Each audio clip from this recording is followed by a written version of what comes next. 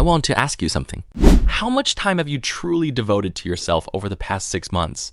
How much of that time was genuinely just for you? Not to impress a woman, earn someone's approval, or look good on social media, just for yourself. Most likely your answer is either very little or I don't know, and that's where everything begins. Today, I'm not going to talk about relationships or dating strategies. This isn't one of those videos that tells you women like this or do this to attract them, because that kind of content makes you ask the wrong questions. You keep asking yourself, how can I impress her? And that's the very question that leads you in the wrong direction. The right question is this: what kind of man do I want to become? When you answer that question honestly, everything else starts falling into place. I've seen it happen, and today I want to share that with you. First, let's understand something. Most men approach relationships like this. There's a goal, you need a strategy to reach that goal, you apply the strategy, and then you achieve the goal. That approach might work in business, but it doesn't work in relationships, because people aren't goals to be achieved, and anything built on strategy alone disappears the moment the strategy ends. But there's an even deeper problem. A man who thinks this way is constantly calibrating himself based on other people. What does she want? What should I do? Is this the right thing or the wrong thing? He's always looking outward, and the more he looks outward, the weaker his inner foundation becomes. Over time, he forgets who he really is.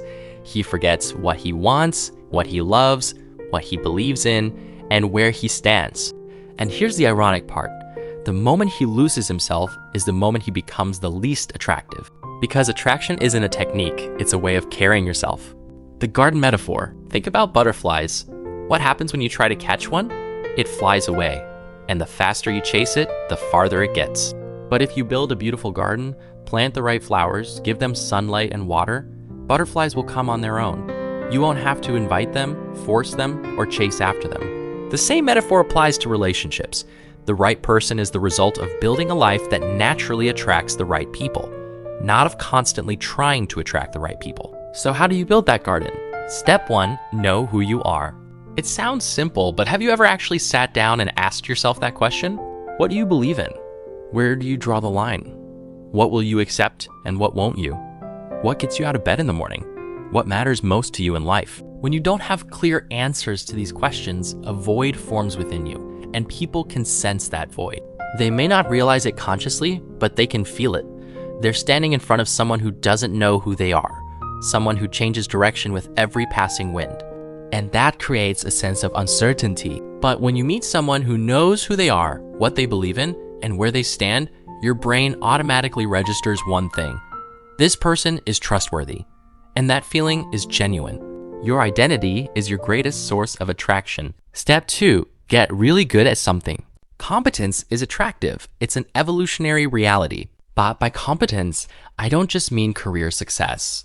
I mean becoming genuinely good at something. Anything. Cooking, playing a musical instrument, practicing a sport, or mastering a craft. It doesn't matter what it is. What matters is that you develop real depth in something. There's a huge difference between someone who's interested in a little bit of everything and someone who's gone deep into mastering one thing.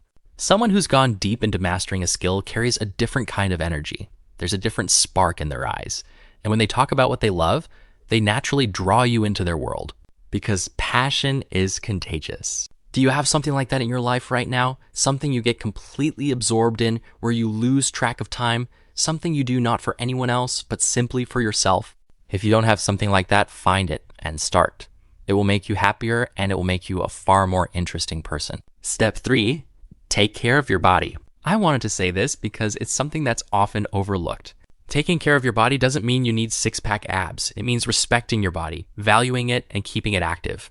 When you do that, it changes you, not just physically, but psychologically as well. A person who exercises regularly carries themselves differently. That's not an exaggeration. Neuroscience shows that physical activity boosts the release of serotonin, dopamine, and testosterone. Together, these 3 chemicals have a direct impact on both your mood and your confidence. And when confidence is real, not performative, not something you put on for others, but something that comes from within, it changes everything. Take care of your body, prioritize your sleep, eat well, and stay active. These may seem like small habits, but together they have the power to transform you into a completely different person. Step 4, understand your emotions. This is the part most men skip. because many of us were taught to ignore our emotions. Men don't cry, men don't get hurt, be tough. That's the message we've heard for years. And what was the result of that way of thinking? Men who don't understand their emotions, can't express them, and don't know how to process them. This affects not only you, but also the people around you. A man who doesn't understand his emotions usually does one of two things. He either shuts down completely and acts as if he feels nothing, or he explodes without control, overreacting to the smallest things.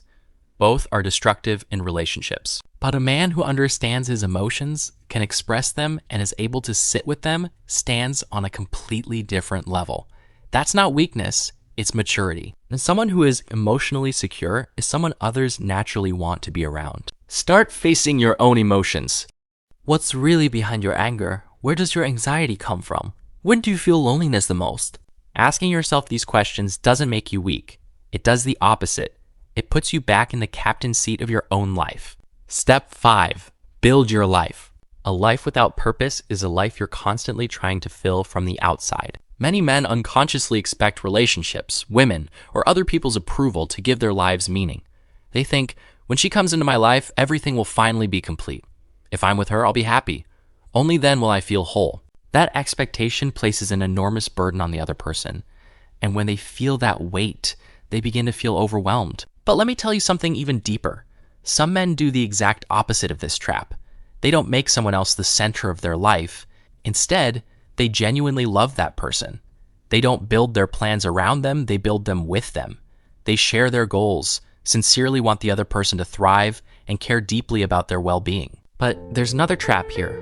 No matter how deeply you love someone, their feelings are never under your control.